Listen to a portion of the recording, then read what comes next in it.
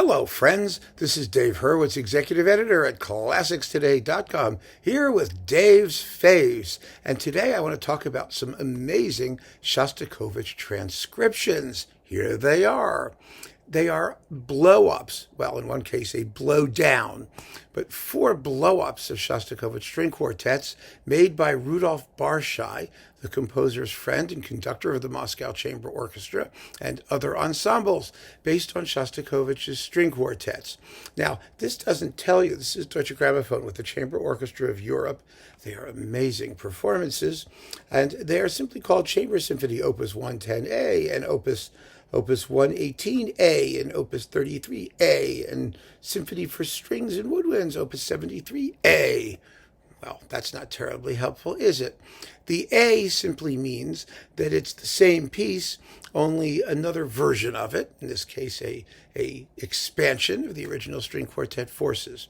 Opus 110A is string quartet number 8. That's the most famous of all of these transcriptions, and it was made during Shostakovich's own lifetime, and he supposedly, rumor has it, he was aware of it, he knew that it was happening, and presumably approved it. And so there we go. It has a little bit of the composer's imprimatur. And it wouldn't make a damn bit of difference whether it did or didn't, because it sounds wonderful. And that's what really matters. Opus 118A, is string quartet number 10. And all of these are this one is marked Symphony for Strings. So they're for strings. Now, the next two are strings and woodwinds, and in one case, woodwinds and percussion and some other things, a couple brass instruments, rather expansive. So Opus 83A is string quartet number 4, I believe. Yes, it's number 4. And 73A is string quartet number 3. That's how it's working. So it's string quartets 3, 4, 8, and 10. Now, Barshai also made a transcription, I believe, of the first string quartet, which he did record. He recorded all 5 of them. He re-recorded all 5 of them later in his life in Italy, and those were released, and they're terrible performances. Indifferently recorded, they just sound awful. So forget about them. If you see Barshai doing Shostakovich, and it's not this recording on DG, run. Absolutely run in the opposite direction. Just throw up your hands and run away screaming. Call the police. Do something. You do not want to get stuck with those versions. But these, oh my goodness, they are totally fabulous. And the music is just wonderful. It's so wonderful. And, we talk about how, the quartet medium, some pieces work better having been arranged for larger forces, some smaller forces. Shostakovich, of course, knew what he was doing in writing for the quartet medium, but the music does have a violence sometimes and an intensity that seems to cry out for something bigger and more punchy. Not that the quartets don't work perfectly well as they are, but they also work perfectly well in these extremely sensitive arrangements.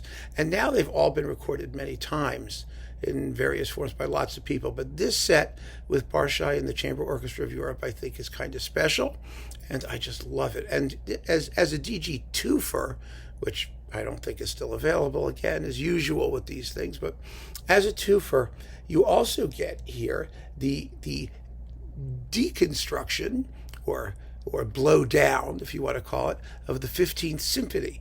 This is by Victor Derevianko, and Derevianko did it for the Kremerata Musica, led by Gidon Kremer, and that's really it's another version that works very well. I am not usually in favor of blow downs.